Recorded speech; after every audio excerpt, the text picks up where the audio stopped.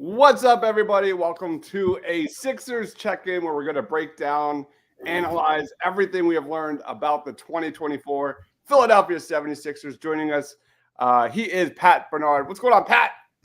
What's going on, man? I am pumped up to talk Sixers hoops. The first time in about a week, I'm not stressed talking Sixers, so I can't wait to talk some Sixer hoop with you fine gentlemen.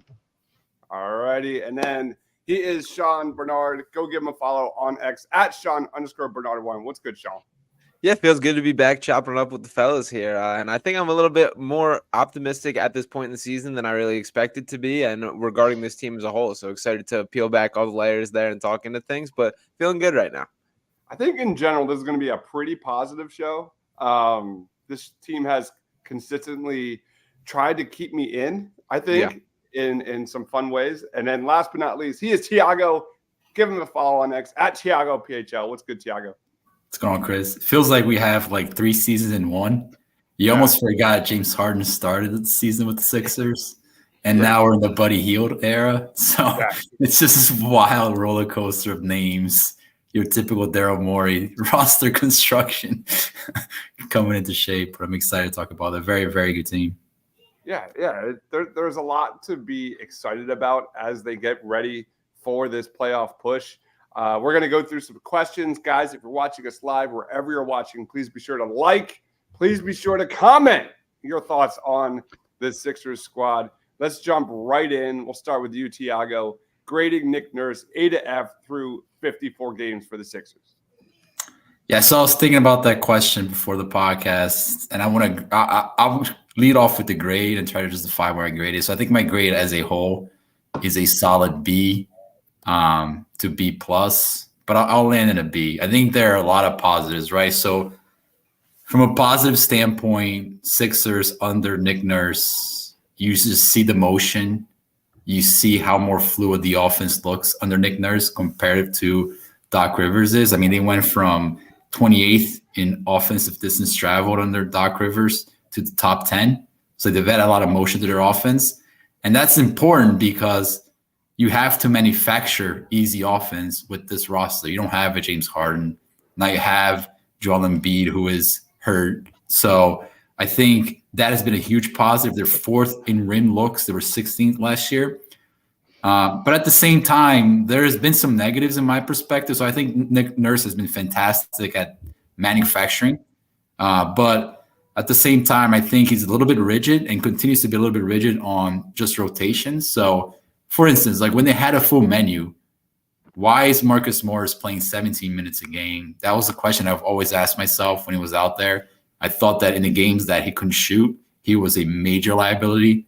You know, I'm sure we'll talk about this player, right? Tobias Harris, 34 minutes a game, Tobias Harris, every single night, closing games. Sometimes when it's clearly obvious you shouldn't even be out there anymore. So I think there's some good with the bad, but overall, it's highly positive. The Sixers are one of the better teams in the NBA, and it's been a huge reason for that. I'm going to piggyback off of that because that kind of goes into my grade. I'm higher. I'm like more of an A minus. And I'll throw it right back to you, Tiago, because I think my praise is giving Ricky Council the fourth an opportunity to thrive, which he has over the last week. Do you think that's going to maintain, or do you foresee his minutes decreasing as this team gets healthier? Yeah, I honestly see his minutes going down. And I think a big function of that is the fact, and we'll talk about him, like Tobias Harris needs to play 34 minutes a game. I think if Tobias Harris in particular was the kind of player who would accept a lesser role, maybe at 28, 29 minutes, then you could fit Ricky Council for 7, 8, 9 minutes. But when you have Batum, you have Tobias, when you're going to have Melton back and those guys, you're just not going to have enough minutes on the court if you're going to get players like that 30 to 35 minutes a game. So, yeah, I do see eventually his minutes going down. And to your point, Chris, like, what we've seen from Ricky Council has been exciting and NBA stuff. It's not like fake stuff out there. So, yeah. The one thing I'll give, maybe I'm biased, I don't know, but like the entertainment value for this 2024 Sixers squad, I give props to Nick Nurse for that as well, for how bad it was with Doc. Sean, what's your grade?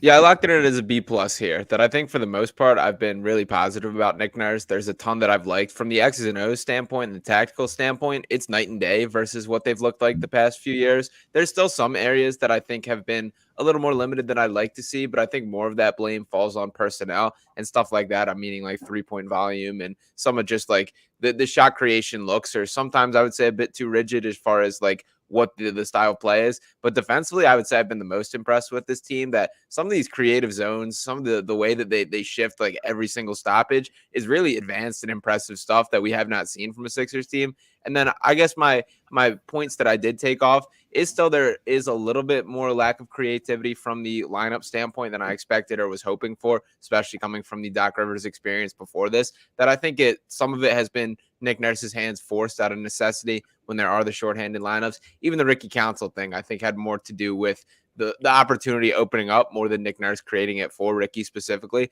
But he's taking it and running with it, so I hope that continues. And overall, very excited about what Nick Nurse has brought to this team, and do think on a night-to-night basis that the Sixers will have the advantage from a head coaching standpoint, which is really nice to feel. Yeah, absolutely. What about you, Pat? I'm again in the same canoe with you guys. I got to give it a B, just with the fact that again I've been preaching this all year long that this is to me Joel Embiid's best rebounding team that I've seen come through here. Again, these guys are grabbing boards, and that's been most important. The way that these guys are scoring in transition has been really fun to watch. Just to me, though, I mean, again, the way these guys are rotating with Joel Embiid, or well, now he's really being tested with the fact that this is where I would have gave him an A, but now that with Joel Embiid, this is where he's really being getting tested. With the fact that you're getting guys like Ricky Council, and the only reason why Ricky Council is in this and getting this opportunity, like Sean said, is because of the injuries, and you really had nowhere else to go, so you just took a shot in the dark and let this guy, get some, create his own minutes. Now, I would like to see him get Taquan Smith a little bit more playing time. I mean, the kid came in was a little bit of a spark, and we only got that little bit of a sample size out of him. I would like to see him get some more playing time, see what else he can do from the perimeter. But all like the whole grand scheme of things, I will give him a B for what I've seen so far. And again, guys are creating their shots, like Buddy Hield and so forth. So far, so good. Absolutely. Chris, just one more point. Sorry. Just you can't understate the fact that the Sixers are a decent to good defensive team, and they have like 2 good defensive players on the entire roster. Yeah. Like that is Nick Nurse's DNA. Like the trapping, the creating turnovers, the getting hands on passing lanes. It's really impressive, and it's been a trademark for him in Toronto. He's brought that here. The Sixers are one of the most active passing lane teams in the NBA. They generate turnovers, steals, blocks, deflections. So that's Nick Nurse 101. And like as a whole, when you think about what their offense can be, full strength, that's the path to a championship, right? Your defense just hangs on there for dear life. So he's definitely brought that to the Sixers. Yeah, leading the league in steals, and that's with a decent chunk of the season being played without DeAnthony Melton. That he's missed the last 17 games for this team, and they're still leading the pack as far as steals per game, which is pretty impressive stuff. It's incredible. Are we all good? Should we move on to the next one? Let's do it. All right. Next question on deck here. Who has been the Sixers' most underrated player this season? We'll throw it in reverse. I guess I'll go with this one. For me, it's got to be Nick Batum. I think that's an obvious choice. Like when this guy has played, he's been great.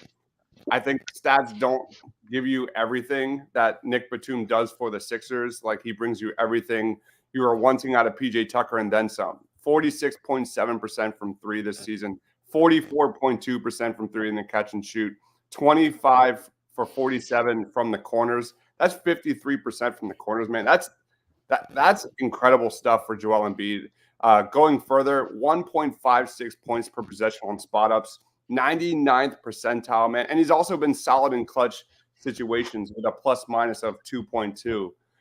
The problem is he just hasn't been healthy enough. But when he's out there, like this is a guy that needs to be re-signed this offseason for Joel Embiid moving forward. He's a pitch perfect fit.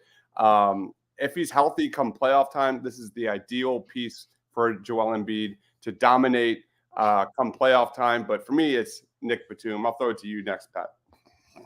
Well, listen, I'll give you guys the other layouts, but I'll go D'Anthony Milton. I think him being his 3-point game has stepped up majorly. Again, I think he was like maybe low 30s percentage from the from the perimeter. It's gotten up to like 60% from the perimeter. When healthy, he's definitely a viable piece. And there's other times where he's found himself cutting to the rim, just becoming a lot better of a player. You can use him in several different roles. But yeah, definitely, he's stepped up from the perimeter, much improved guy. So again, a lot better from what we got talent of him. So again, when he comes back healthy, he's going to be a major player, and he could shoot along. With Tyrese Maxey can have someone to kick out to other than Buddy Hield, and again gives that defense to keep the opposing defenses on their heels by having a D'Anthony Milton coming off the bench or having him start. What is before I throw it to Sean, like what's our general vibe with Kyle Lowry and D'Anthony Melton and those minutes? Any gut feeling? I'll say I have zero interest in Kyle Lowry starting. I've seen some of those whispers. I want no part of that. I'm okay with Kyle Lowry joining this team, and depending on what he has left in the tank, I can see a world where he is a potential upgrade over the Pat Bev option there. We'll see. I am really concerned that he might be just straight up cooked. But the bottom line is I think I'd be much more comfortable with either Buddy Hield or D'Anthony Melton in that fifth starting role. I personally would prefer Buddy Hield, but can see either option there. I think both are significantly ahead of Lowry in my mind. Absolutely. All right, Sean, who is your most underrated player?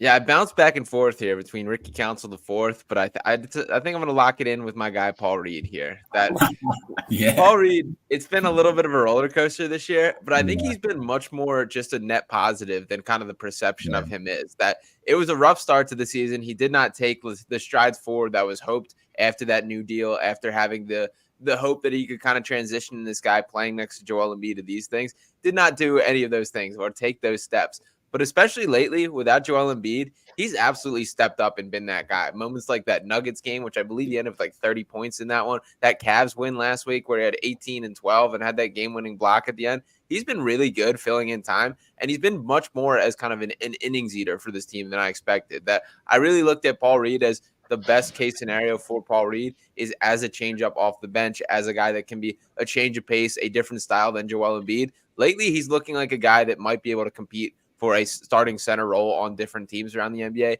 That's a great thing to see. So shout out Paul Reed. I think he's been better than the perception of him has been.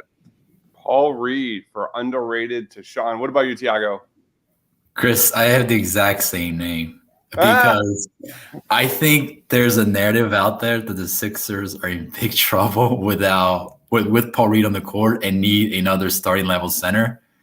And that's just not the actual reality. Like the Sixers average 125 points per 100 possessions offensive with Reed on the court. League average is 15, I think, or something around there. I could be wrong. Or 13. That's fantastic. That is fantastic. Like Sean said, there are things that he has not improved on. I actually think his rebounding is kind of taking a backseat a little bit this year. I thought last year, the playoffs, he was fantastic rebounding. That has kind of fallen off, and you need him to rebound. Again, last year he played with James Harden. James Harden was feeding him looks at the rim, lobs, dunks, and it just made it look like this guy was a world beater. This year, they don't have James Harden. So it's not his fault that he's not getting those looks. So he's getting more like those fadeaway jumpers in the paint that look horrendous. But at the same time, he's hit on 11 threes this year. That's like triple his career total. So when you zoom out on Paul Reed, it's way more positive than negative.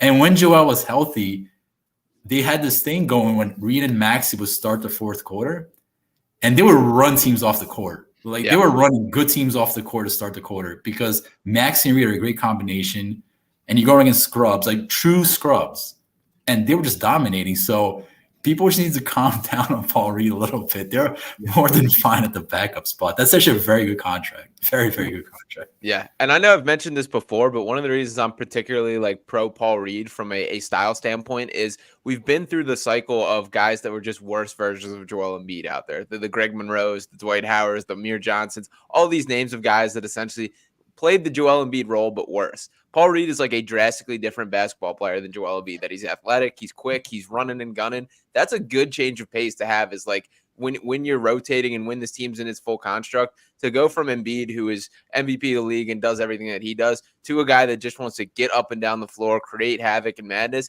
That's a good change to have, and I think like a good contrast to have on a team. Yep, absolutely. We got some comments here. Tech Quentin says underrated is B-ball Paul, especially when Joel Embiid has been out. I can't believe how good B-ball Paul has been lately with Buddy Hield in the pick and roll. They have looked like they've been playing together all season. So that's definitely something really exciting to watch. Prince says Joel Embiid is his underrated player for the Sixers. Historic season, didn't think we could become even better than last year. 1,000%. We have Nick chiming in saying Quentin knows ball. Might have been Pat for me if he was still here. Nick says, yeah, Sean, talk that talk out the mud. Mitch says Paul Reed has been better with Buddy Hield, and Paul Reed for president of the United States. Well, I might have to double sign that last comment. I don't know if things are trending. I may actually have to endorse that. I don't know if I can take this comment down. That's the best comment of the week. I love it. Let's roll on to we all hit most underrated player. Throw it in reverse. Who is the most overrated player? Let's throw it to you. Tiago, who's your most me? Player? Oh, yeah, sorry, go ahead, I man. missed that. Yeah. I mean, it has to be said. It has to be said because, like, this is a championship level team with championship level aspirations, and teams that are serious about winning championships aren't gassing up their fifth best player or fourth best player like he is a core function of the now and the future. And that's Tobias Harris. I think the perception versus the reality that exists between Tobias, the team, and fans who follow this game very closely, it's like oceans apart, right? You have the fans who lived 6 years of this and can just see the end of the storyline. And then you have this franchise who just swears by this player as indispensable in every facet of the game, from playing 35 minutes a line, playing in clutch time of games, to just being like propped up as an all-star option on the website. It's beyond mind-boggling, the stuff that you see from Tobias Harris, who is a good player. So I want to make that clear. Like, you talk about Tobias Harris, I'm not talking about a complete scrub and a guy who shouldn't be playing the NBA. It's not what I'm saying. I'm saying this is a team with championship level aspirations, right? You see a guy like Buddy Hield come in here, who I think has his flaws, but he comes in and he knows exactly his role with the team. I'm going to get up here, shoot up threes, pretend to play defense, but give and take, do what I do best in the NBA. I was looking up some Tobias Harris numbers before the podcast, right? 86th in spot-up points. There are 85 players in the league who have more spot-up points than Tobias Harris. What do you think your role is within the Sixers when the playoff come? You think you're going to get isolation possessions and do your pull-up game and be effective and efficient? Like, that's just not going to happen. So he's never leaning to that part of his game ever with the Sixers, and now more than ever, 86th. And he's like a fantastic spot-up shooter. Like, he's one of the best spot-up shooters by efficiency in NBA. So long story short, I think that's kind of where it starts. I know there's 6 years of frustration on this, but, I mean, we have to get real. Like, that's what it's going to come down to, is this guy is going to have to deliver at some point, and I just don't see it. So, and he's shooting the fewest three-point attempts of his career since the 2015-16 season. Like, it felt like we took such a stride forward with the shot volume in recent years with Tobias, with just the decision making. And this year, I think there's been so much regression in that. By the way, he's still making $40 million. It's crazy, and that the contract is a huge piece of that. And there's actually a lot of chatter, especially on social media, about him returning. Yes, because on a lesser contract. Tiago, that 1,000% cannot happen. That is an absolute must not regardless of price. if that happens, that means your free agent plan, off-season plan, cap space plan didn't entirely materialize, and that would be the ultimate like slap in the face, right? Because you go from dreaming about whatever Paul George, whoever's out there, to we're just gonna bring back Tobias Harris and run it back with these guys, and that's just like unacceptable because he should have been out here like 2 years ago. I mean, that's just the way this should have been. So, yeah, we have to literally wait and see with Tobias. And we've seen this movie play out a million times. Yeah, Tobias should have been out 2 years ago. Buddy Hield should have been added 2 years ago. That's really what this is. Quentin says we'll see what Buddy Hield does when Embiid comes back. Prince says, oh, brother, that could not happen. And Quentin says Toby Max 2.0. Oh, my God. But, yeah, Sean, I mean, obviously mine's Tobias Harris. I mean, we talked about in the post-game shows, and I'm serious when I say this. Like, Ricky Council IV looks every bit what I want out of Tobias Harris. He's relentless attacking. He's putting up threes. He's getting to the rim. His confidence, the him fighting through screens and loose balls and rebounding, everything. I love out of Ricky Council IV. Sean, who's your guy? Who's the most overrated Sixer? Yeah, I do think Tobias is the answer here. I tried to think outside the box. So I'll roll a little different, and I'm going to throw it at Mo Bamba here. Oh my God! I mean, I'll start by saying Mo Bamba seems like an awesome teammate. Good hype man on the bench. Seems like a good human being. I have no hate toward Mo Bamba specifically, but on a basketball court, he's one of the more frustrating players that I've seen. Just the sometimes just disengagement, him being 7 foot and struggling to rebound the ball. It's very frustrating that he just should be so much more better than he is. That there should be such a basic role of set screens, roll. The pick and pop jumper is legit. Like the jump shot's good. And then the lack of shot blocking at times, there'll be moments where people finish around him that just have no business even getting a shot off there. So very much underwhelmed by the Mo Bamba experience. I understand that's the reputation that's been going back years now. This shouldn't be a huge surprise, but I'm definitely just disappointed. The more I watch, sometimes he just should be better than he is, and for that reason, I'll throw him as my overrated pick. That's a great one. That's a good one. I have a feeling we're going to be talking about him in a little bit. He plays like he's 6 foot tall. It's incredible. You're like you're 7 foot tall. Will you just stand up? Just stand up and grab the rebound. Lift your hands up. Yeah. He's had every opportunity as well to like show something. Right. And he literally hurts the team.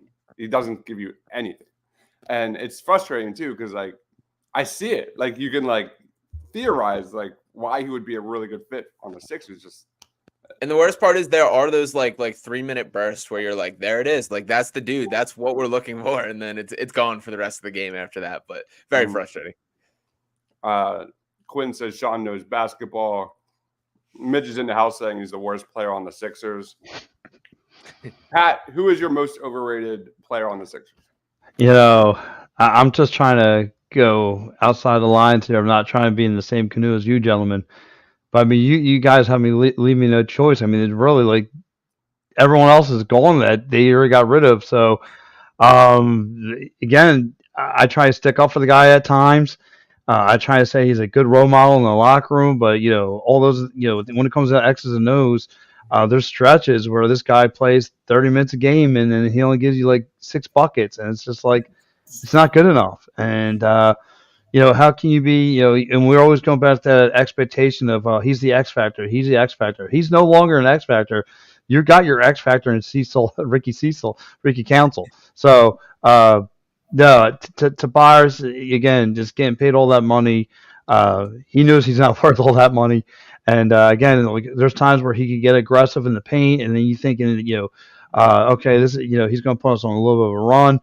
And then there's other times, man, he's just hanging the back of a milk carton, and it's just like, where's that guy? I need him. This is where, you know, this whole game is relying on Max. I need someone else to come through, and he's not that guy. So for me, it's got to be Tobias Harris. It's got to be shipped out. Yeah, I absolutely agree. Anybody have any other? Go ahead. One more honorary mention. This player no longer is here. You may lose some fans for this one, Chris, but a vote for Pat Beverly. Wow. Yes, yes. I didn't know we could touch the untouchable. I mean, they're gone, but because I was going to go there. I love it. He Yeah, is he has so a great overrated vibe, by yeah. the fans. I love that comment. They were not good offensive with him on the court. And They can were I, not good. I know he's can, some I- can I nice. go, can I give another honorable mention? Yeah. Yeah, I might lose the whole city of Philly. Marcus Morris. Marcus Yeah. Morris. He might be like because he's like the beloved Philly guy, so it's like he has like these spurs out, where he looked like he was okay, and then other times it's just like, Yeah, man. go on the bench, my man. We don't no longer need you. It's like it's death taxes and Sixers fans overvaluing their players. Like some of these guys, Overvaluing the bench. yeah, it's just what it is. But I mean, there was a lot of people, very upset, last 2 weeks ago. The Korkmaz is gone. Come on, let's roll you on. couldn't find his jersey out of Foreman Mills. Let's roll on to our next question. What has been the biggest surprise for the Sixers this season? I'll lead us off. For me, it's easily Buddy Hield's playmaking. I did not see this coming whatsoever. I mean, you guys watch way more NBA than I do, but he has surpassed my expectations when it comes to creating and playmaking, man. Like, yeah, obviously, like the last few games, what we have seen probably are unsustainable, especially when Embiid returns. But my God, 7.5 assists per game, 28.9 assist percentage, more than double his previous seasons, 30 assists the last 4 games. And then we get to shooting the rock, 12.5 3-pointers per game at 45%, 40 plus from the corners. It's just not how well he shoots. It's the gravity he has. It's the effortless release, the quick release, the everything you're wanting out of JJ Redick on the current Sixers. Like that's what we're going to get when Embiid gets healthy. And it's just absolutely the kind of guy you want on this court when Joel gets double or triple teamed in the mid-range area on the perimeter with the time running out. Yeah, like we said, like it's just wild to me that this guy, it took this long for him to be in the Sixers uniform. But that has me wildly excited for everything. I know we're talking about this season, but moving forward, he offers a big picture going forward. But Pat, what is your biggest surprise this Sixers season?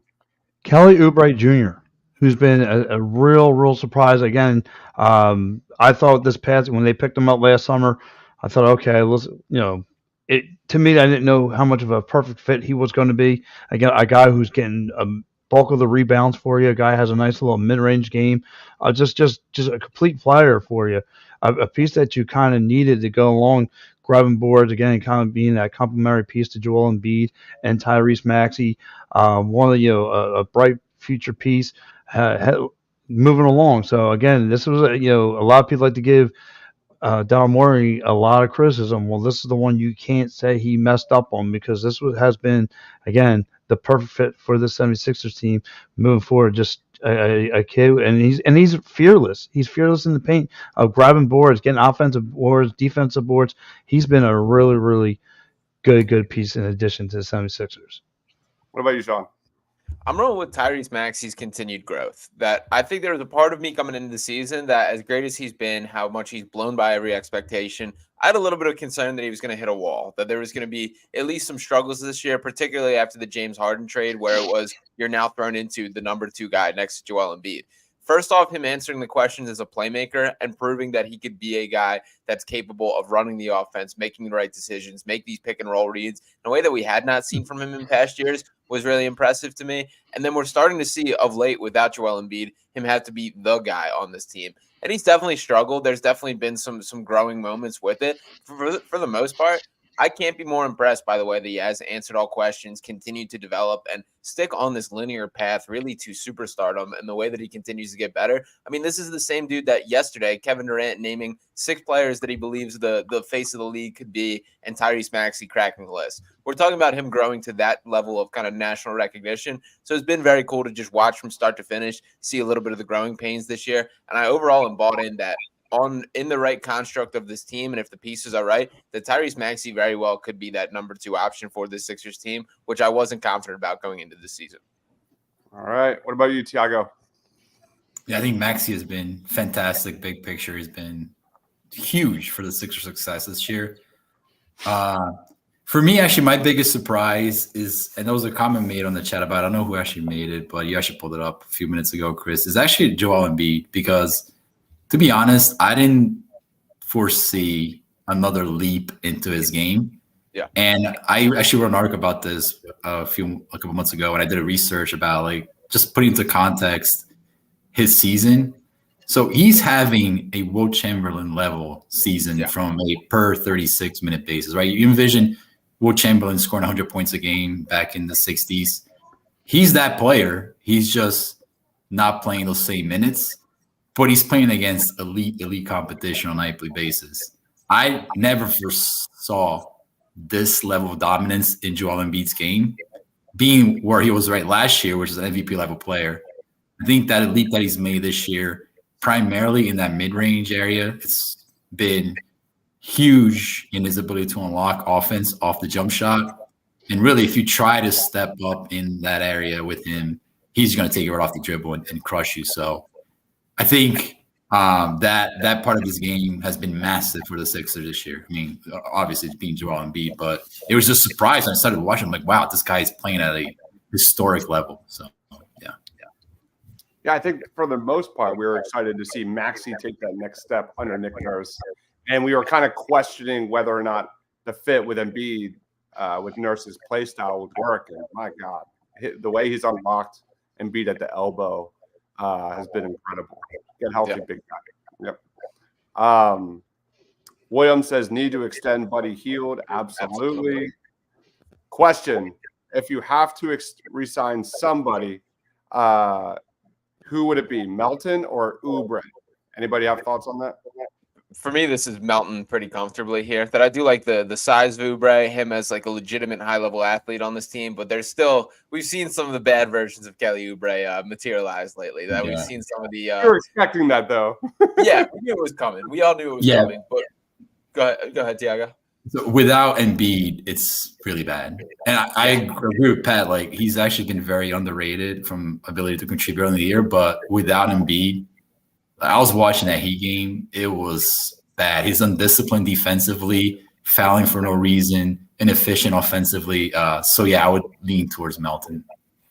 And Melton, I do think for moments has been a little overextended on what the expectations of him are, but he's a really solid player, a guy that has turned himself into a legitimately very good shooter. The defense is legit as far as getting in passing lanes, wrecking havoc. The way that he moves defensively, I think, is valuable on this team. So I would love it if they re-signed D'Anthony Melton this offseason. And depending on what those numbers look like, I think that it might end up being a key rotational piece for the foreseeable future. All right. Buddy says, I'm getting some echo on my end for some reason. Anyway, Buddy's contract is going to be interesting. Embiid would have the first 200-point game if he played Wilt's level of YMCA competition. Melton for Mitch, and build around Ricky counts before. Nick, you are crushing the comments today. No doubt about it. Let's wait. Let's wait for Ricky to play 20 minutes a game first. But great. Let's throw it in reverse again. Biggest disappointment from the Sixers this season, Tiago. So my disappointment, and I don't want to. I think the Sixers front office has done a very good job with the team. I think they've done a fantastic job pivoting away from James Harden. But I'm a little bit disappointed that they have not gone all in this year. And they're kind of still doing this cap plan into next year. I think that they have a player in Joel Embiid who is as dominant as ever been. And granted, the injury part played a calculus in it, but I think big picture, they should have really factored in the fact that there were guys available at the deadline. And in my opinion, they should have been harder on. Buddy being one of them, obviously, but I just think that potentially this could be their best shot at a championship. So I'm a little disappointed the Sixers calculus didn't quite include all that into the equation. So But again, I don't want to make this about the Sixers front office because I think they've done a great job as a whole. It's more about their free agent plan moving forward. That's really my disappointment. Yeah. What about you, Sean? Yeah, I'm gonna go somewhat similar here. I'm gonna say the management of Joel Embiid this year has been my biggest disappointment. That we know the current situation, that these Sixers are waiting to see if and when he will step back on the court and return to this playoff run. But dating back before then, I was super frustrated with just the lack of plan for making sure this guy is healthy for the entirety of the season. I get the 65 game rule. I get that played a factor, but that Warriors game specifically, in which ultimately was the last time we saw him on the floor, he was not healthy leading up to that game, and he was not healthy for a single second on the floor during that game. To me, this falls more on the organization to have a plan, make sure that your superstar is not putting himself in harm's way, and they should have punted on that MVP award before him rushing to get out on the floor for that game. So I think regardless of if and when he comes back this year, there should be a more concrete plan moving forward where you're protecting this guy from himself in a way that I think the Sixers have failed to do. So for me, the biggest failure for the season falls on their management of Joel Embiid, and hopefully that he is able to return and they don't pay too steep of a price for it. But it's not like we shouldn't expect it differently because Embiid or Nick Nurse has consistently played his starters a lot of minutes. For sure.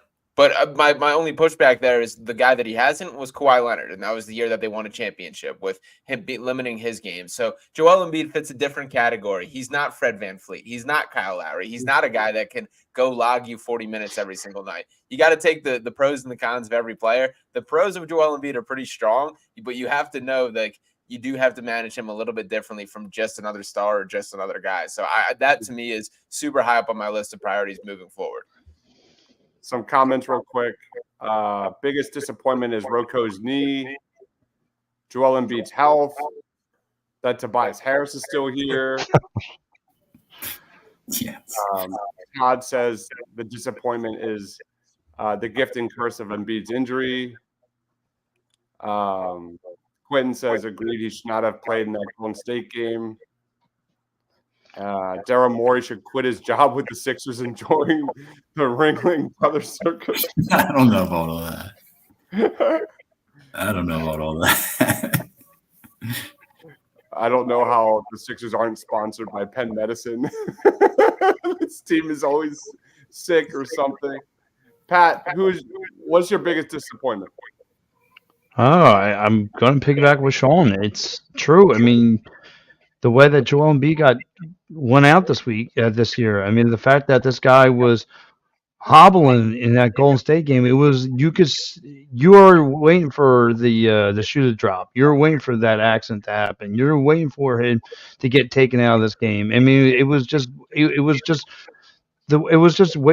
Again, this was just all waiting to happen, and unfortunately that it did. And the fact that the 76ers just put him in there just because they keep up with that MVP racing instead of trying to get this guy healthy, and instead of taking a couple of lumps, you're going to take a couple out. So what? And try and keep. You're just trying.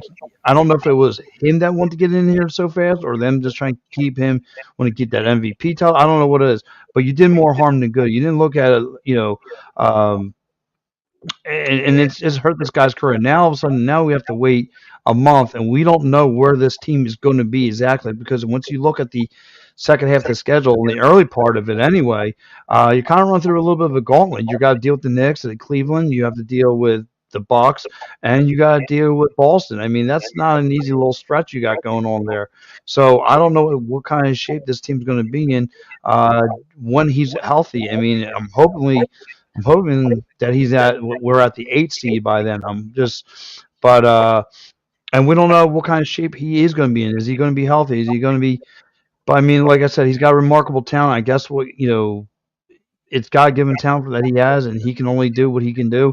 And but yeah, that's for me is the most disappointing part, is that they just kind of rushed him in here at 23%, just minutes to go all down. So yeah, I gotta give that's got to be the most disappointing X factor within the whole entire team. I'm muted. You're muted, Dives. I'm back. Trying to figure out. Is anybody else getting some echo as well? I'm getting some echo. No? It just might be on my end. Franklin is definitely a disappointment. Need hip hop back as soon as possible. Yes. I'm with that. Todd says the Sixers gave in to peer pressure. Quinn is disappointed that Maxey is a Cowboys fan. All right. So we're going to roll on to whether or not the Sixers are contenders here in 2024. I'll throw it to you, Pat. What are your thoughts? I'm going to leave and come back. Okay, my thoughts in 2024. I think I got my hindsight looking in. I'm going to stay positive. I'm going to stay optimistic. I feel like the Joel Embiid will be back though. I think he'll be back in a month time to save the season. Yeah, he won't be your MVP, but he'll bring you closer and closer to an MVP. Not MVP. He'll bring you to the NBA title, what you wanted, the long side, the big picture. You wanted. You got Buddy Hield, the shooter. He can distribute to him. He's got to be able to distribute to Maxey. He's going to make everyone around him so much more better. So, again, I just gave you the negatives about it. The positive is Joel Embiid is God-given talent, and again, you can't teach that. When he's on the floor, he's still the best basketball player on the court. Even in triple-double coverages, it doesn't matter. So that's going to be hindsight looking in. Is that he'll bring you when he's healthy. About a month time, he'll get you closer to an NBA title. What about you, Sean?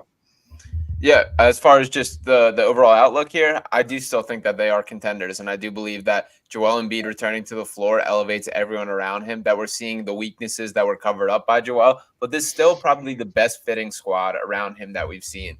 Even when you look back to that 2018-19 team, this team's more well-built around Joel Embiid, and this is a different Joel Embiid than that point in time. So I'm still pretty optimistic about this team. Health is always going to be that biggest asterisk that we will see when and if he comes back and what level he plays at when that is the case. But the bottom line is, if you want to look this through completely optimistic lenses, the best route to having him go through a healthy playoff run could be for him to get hurt when he got hurt, go through the recovery process, and then take off then. So I'm still holding out that bit of hope. Not the ideal circumstance or situation that led up to it, but I'm still pretty optimistic, and I do believe that this team has a chance this year.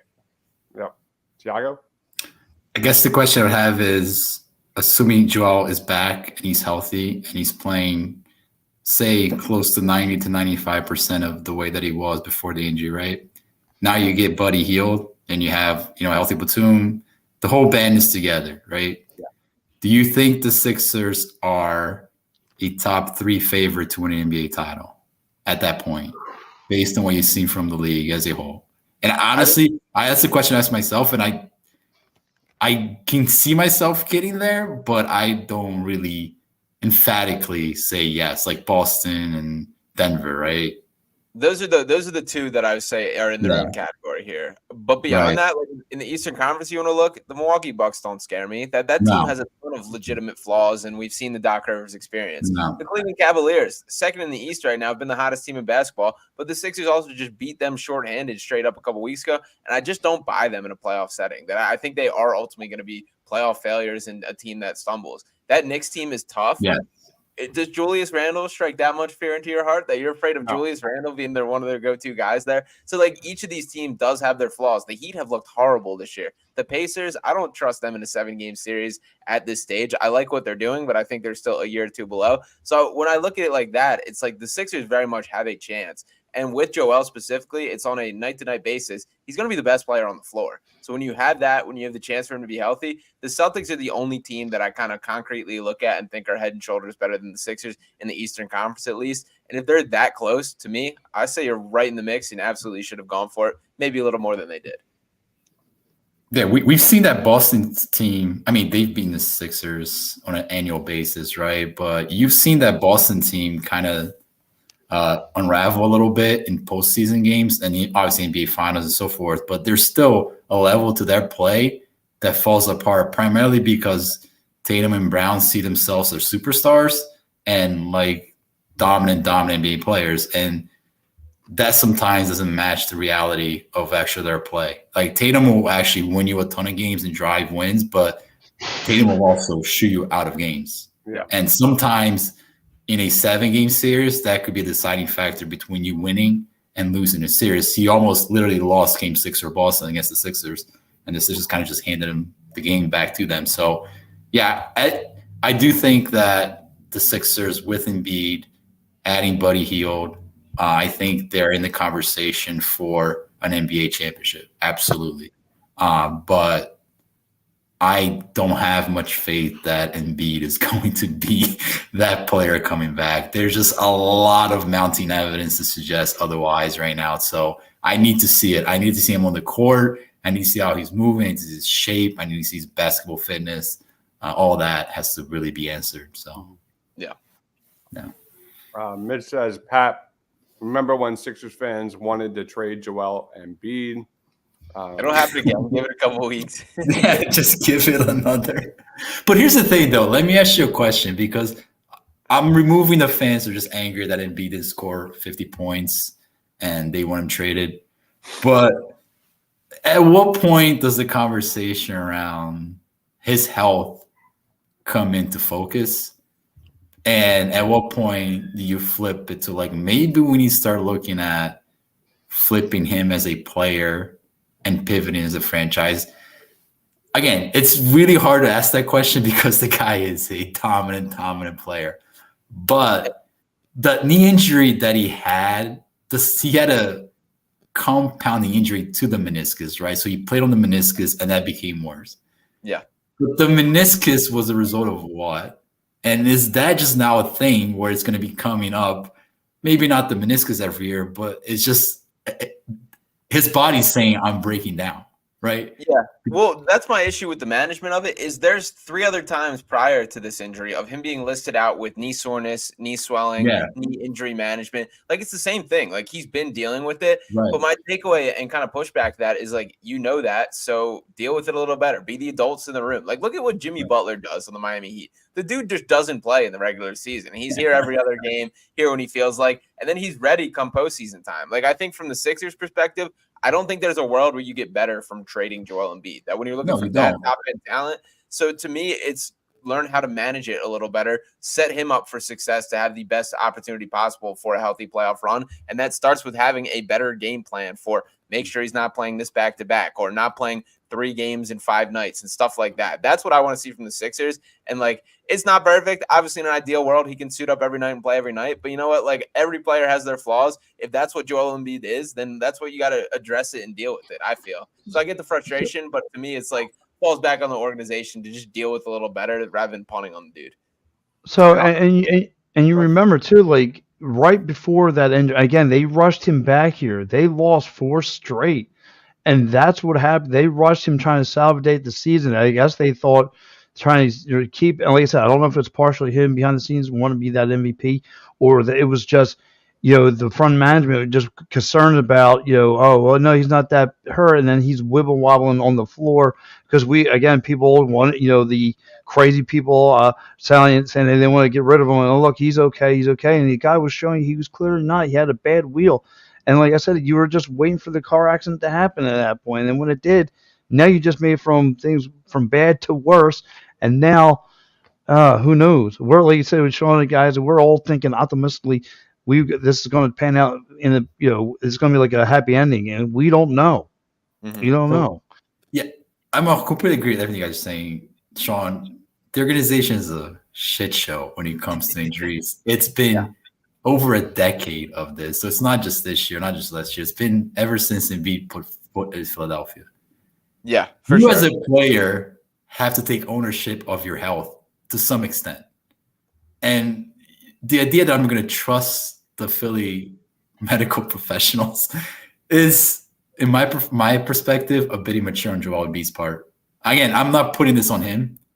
He has professionals that advise him whether he should play or not, and these professionals should be acting in the best interest of the player at all times. But it's been 10 years, dude. Like, you need to own up to your health. And if you're not feeling it, you tell them, I'm not playing. Like Sean said, Jimmy Butler. Like, Jimmy Butler is probably not waiting for people in the background telling him he should play. He's like, I'm not playing today. And there's part of that's Joel Embiid listening to the narrative, right? The MVP narrative, that you're ducking tough competition. He came back immediately after the Denver game. So I just think there is a level of maturity still that he needs to hit, that he can go up and be like, I'm not playing. I'm not putting my health at risk, no matter what you guys say, period. And to speak on like what that process is with Joel on a night-to-night basis, it's like a collaborative decision between Embiid and the medical staff that he goes through his warm-up routine. He sees how he feels. The training staff looks at a couple of measurements they're looking for as far as him jumping, things like that. But to me, like it continues to circle back to as the organization, with Joel Embiid being the face of it, your best option. It's on you to be the adults in the room here. I get it. Like in an ideal world, again, I kind of like feel bad from the Joel side of things. I think he gets it both ways, that he's looked at as soft when he doesn't play. And then when he does play and tries to play through things, people call him stupid or selfish, that he just wants to get to 65 games, all these things. So it is frustrating that the narrative absolutely got to him, that all these kind of conversations, but also from like a Sixers perspective, like if we just want to look at that individual week in which he did sustain this injury, started with the Denver game in which there was no mention of Joel Embiid on the injury report at any point, and then he was pulled 15 minutes before the game, making him look horrible on the national stage, getting him set up for failure. Like, if you think there's a 1% chance he doesn't play on the game, just throw him on the injury report. Like, there's zero harm in that. And then for him to miss that game, miss the next game, and then play in the Warriors game in which he clearly was not healthy, and then him suffer the injury from there, you then made him look bad on the national stage, then put him in harm's way in a way that everyone is paying the price for. So it's just an organizational malpractice with the whole management of that. I agree. The track record doesn't suggest that this is a one-time thing and it will be fixed, but like they just have to find a way to hammer that out and fix that. And another thing too, I mean, you said it too, Sean. I mean, you said management. Like it is probably looking at it as the NBA saying, "Look, we're getting tired of hearing about load management. Listen, if you're 90% go, then go." You know what I mean? And he clearly wasn't. Like this guy really has some health issues going on, and they just fed him to the fire, and he just wanted him to get burnt now. Like I feel like it's the league just getting tired of hearing guys talk about load management when, like I said, the dude was just really clearly he was banged up. The MVP thing is absolutely absurd. I cannot fathom they're going to bring that rule back next year. Yeah. The minimum games played, that is absolutely absurd. I mean, I'm sorry. I understand you're trying to put a bar to this, but having players think about coming back injured for this award is insane. Like absolutely insane. It's against everything that the league should stand for. The better example of it for me is what's happening with Tyrese Halliburton with the All-NBA conversations. For Halliburton, who's still a young player, getting that big contract, it's like a $40 million difference on if he hits the 65 number and makes All-NBA, which he's absolutely on track for. The past few weeks, he's literally been playing the bare minimum 20 minutes per game and then sitting out the rest as he's still battling the hamstring injury. That's just not at all what we want to reward or encourage by any means. And it's bad for everyone in this case that the Pacers are struggling because he's like forcing himself out there, not fully healthy, not good from Halliburton from the long-term standpoint. And then obviously league-wise, like this is just not at all what you should be encouraging. So definitely some tweaks needed. And I would be very happy if that rule is removed. Yep. All right, let's roll on to some comments and we'll wrap it up. Quentin asks, what's the starting lineup assuming the Sixers finally get healthy? Any thoughts on that, Tiago? I mean, my starting lineup would be something starting with Embiid, Batum, Maxey. I'll say my closing lineup: Embiid, Batum, Maxey. Then I would consider Tobias, Melton, and Buddy. But I would play it by matchup. I mean, depending what I need at that moment, I would know. Utah does a lot of that. They really play by matchup, by situations. The Sixers just roll out the same back and forth. But that would be what I would kind of start with. Isn't mine. Not KJ Martin? No. I don't know why he was in the game. That last one, but anyway, let's roll on to some more comments. Nick says Embiid isn't coming back. Sean just doesn't want to believe it. Nick is looking at the Celtics, the Knicks, the Cavs, the Clippers, the Nuggets, and Lakers. I think are his like contenders. I would imagine. Get the Lakers out of there. And Cavs. Well, you're not buying the Cavs. I don't buy the Cavs either. I do buy the Knicks, though. I do buy the Knicks. I'm with you there. I do buy the Knicks. I think Knicks would be an issue for the Sixers for a very long time. Yeah. William says the Doc Rivers experience is just heartburn. If Doc eliminates us, that would suck big time. That has to happen, right? The Sixers have to play the Bucks in the playoffs. That's all-time legacy game there. All time. All time. Nick says seeing Doc come out for all-star practice yesterday as that coach felt wrong in every way. Adrian not Griffin, wrong. coach of the year. His excuses after games are becoming legendary. There's a whole thread on this stuff now. Unbelievable. The jig is up, Doc. People are caught up to the jig. There was a video that I posted, not I posted, but someone else did, about all the mistakes about the Bucks offense with Doc. It's amazing. The guy just kills. Like, yeah, just like Tiago said, the gig is up. William says the trade deadline perception would be different if the Bulls did not pull out on the Andre Drummond deal. Any thoughts on that? I was okay with the trade deadline, other than Jaden Springer. I kind of foresaw kind of the moves he made, so I was actually kind of good with it. Anybody else? Yeah, it wouldn't be bad to have Drummond. That he was good when he was here. I do think people have I guess, a perception of him that he was a little better than I think he was in actuality. That I was very happy with Andre Drummond while we were here, but he's also a guy that to me is pretty unplayable in the playoffs, and we didn't get to that point with Andre Drummond on the roster. So I don't think it's the worst thing in the world for Paul Reed to be getting extra reps now, have some time, see what he turns into, and at least give him a chance this season. It would have been nice to have Drummond as an option and a guy that you can start on a nightly basis to kind of split time for the nights where Paul Reed doesn't have it. But ultimately, still view the trade deadline pretty positively, and especially now that we've seen a little bit of Buddy Hield and seen how things have played out with Ricky Collins getting an opportunity that Jaden Springer, I think, kind of paved the way for in that. So I think now that we can look back on it, I feel pretty positive, and even more than I did at the time. Yeah. On that note, trading Jaden Springer to the Boston Celtics is borderline malpractice. I'm going to put that out there. And I know people's opinion of Jaden Springer ranges from great to unplayable. I don't think there's many people can deny his defensive impact on the court is real. And when a team like Boston plucks your player, that's a red flag. That is a red flag. That should raise alarm bells that they are seeing something that you're not. And I will always put Boston's player development program ahead of the Sixers, at least in the recent memories. So I'm just interested to see how that's going to turn out. I think Boston saw something there that Maury's calculator couldn't put it together. So we'll see. John says, my biggest disappointment has been the communication with our injured players. No clear indication on what injury Joel had, and Melton being out for this long with no real updates. Yeah. Absolutely. Great comment. Joel is going to be criticized no matter what until he does something in the playoffs, even if he won 10 MVPs. He's always be criticized. LeBron James is criticized. He's always going to be criticized. That's what happens with great players. He's got to put that aside. You think LeBron cares what the people think about his legacy? He would care less. He does his thing. So that's Joel just to follow that thread, and he's fine. Prince says, if we somehow get eliminated by Glenn, save my sheesh. Oh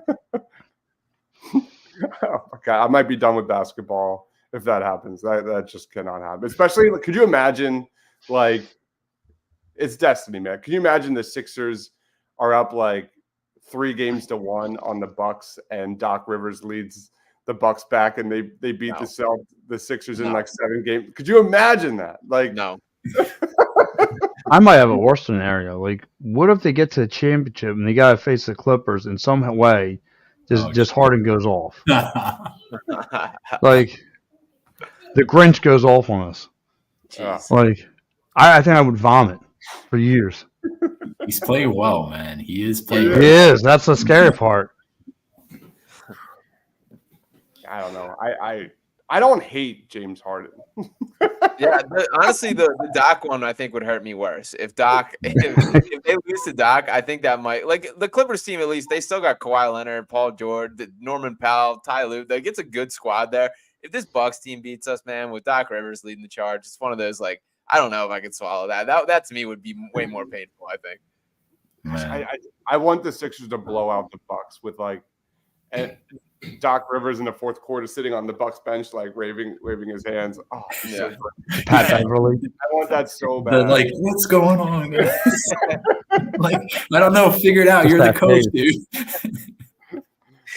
Michael says, I think Embiid comes back. The Sixers are the 6, 7, or 8 seed. I think it wouldn't be that bad as which team 1 through 3 would want to face a healthy Sixers team in the first round. I don't think it matters who they play. If they're fully healthy, man, I like their odds. Prince would love B-Well Paul to continue working on his mid-range game. At times, that thing looks automatic. Quentin says any deal with Boston should put you on an alert. And Prince says I'd rather lose to James than Glenn. Okay. I agree. Michael says LeBron does care about one thing that people think about him, and that is being the GOAT, as he will never be the GOAT, and that sits in his, I guess, head. Man, LeBron hate on the chat. This is gone haywire. He went from Tobias to LeBron in an hour. Yeah. Mr. Kaepernick has a list of athletes and coaches he don't like, and LeBron's on. He's on them. Good. All right, guys, let's wrap this thing up. We're an hour into this thing. Tiago, I'll throw it to you, man. Final thoughts on the Sixers post All-Star break or playoff chances, plugs, time's yours. Nah, I'm excited to watch Tobias Harris tonight, dressing up for the Eastern reserves. Nah, I'm excited. The team is a good team, man. I think you just got it. We're going through the wave here of just a lot of – my dog just has a lot of Tobias thoughts as well in the background. We're going through the wave here of just, knowing Embiid and getting the new roster put in place, but you see the pieces coming together. And you can always tune in the Sixers to watch, Buddy Hield do something different, Tyrese to do his thing. So it's a fun group to watch. It's been a long time coming. So, yeah, definitely. Those are my thoughts. All right. What about you, Sean? Yeah, I'm still optimistic about the second half of the season. So feeling good about this Sixers team. And then as far as plugs, you guys can follow me on Twitter at Sean_Bernard1. Check me out on Fox Sports The Gambler. We did a roundtable with RB, Sean Brace, and myself. Had a couple guests roll through, Devon Givens, a couple other guys popping on the stream as well. So it was a good time. That you can check the replay of that on the Fox Sports The Gambler socials, as well as the YouTube channel there. And then make sure to check out Sixers Digest as well. That'll have a video coming out later today talking about the Pat Bev comments a little bit about the Sixers. So dive into that a little bit. And check out Pick Swap Media as well on all platforms. All right, guys. And last but not least, Pat. No, I'm excited to get back to work and see what the 76ers are going to look like. Like I said, especially in this little tough stretch that they're about to have. Tell me exactly where they're at, and if they, what comes. Hopefully, as I said, being optimistic to see if Joel Embiid can come back and kind of put this team on his back and get us through to the promised land. Let's think big picture. Let's stay positive, and let's just hope for the best. So, but regardless, the addition of Buddy Hield, I'm continuing to see if he could, continue to shoot the lights out from the perimeter. I'm hoping Cameron Payne can start, get a little better with the shooting. And, let's go Sixers. So, again, you guys can catch me tonight right here on Edge of Play Sports talking Wings lacrosse. You guys know covering Wings, Union Soccer. Catch me this morning, PM and AM. If you guys didn't miss it, talked about it. Whether or not if Andy Reid is the GOAT. So, guys, you guys have a great one and enjoy the rest of your day. Awesome. What's the best place to get a cheesesteak in Philadelphia? I have a few. That's such a polarizing topic. I would never answer that. I'll let you guys answer that. You guys know. I got it. John's Roast Pork, Angelo's, and Jim's. Those are like my top three. Period. I know Delos Andres is a hot spot, but I'll say you walk right across the street and hit Chubby's is a spot over there as well. Yeah. Love it. Michael says, good show, fellas. Quinn says you can also follow the GOAT at Tobias31. Maxey. I was a little upset that Maxey wasn't in that 3-point contest. Me too. I don't know what happened with that either. They didn't say anything. I didn't even know about it. I didn't know about the change until yesterday. Yeah, same here. I was checking like all the participants, and there was no mention of Maxey. But like I remember specifically like Chris Haynes tweeting out that he would participate, and Maxey even acknowledged it this week with the press, talking about how he's practicing shooting off the Iraq and everything. So I don't know what happened there. I don't know. Well, get back to that cheesesteak comment. You gotta go to Pat's, you gotta go to Del Sandro's, and you gotta go to a spot up here in North Hill called Alex's. But Sean's car outweighs it all because he's right by Shady Maple. If you're right by Shady Maple, it's it's like $13. Go there for breakfast, and that's all you need. That's all you need. Nice. That's like 20 minutes from me. So. Oh my God, I would look like Mike Laro by now if I wasn't there. All right, guys. Thank you, everyone, for watching. One more time, give Pat a follow on X at Pat from Ambler, Sean at Sean_Bernard1, and then Tiago at Tiago PHL. Thank you, everyone, for watching. Have a great weekend. We'll see you on Thursday for post game. For Tiago, for Sean, for Pat, for myself, stay awesome, everyone.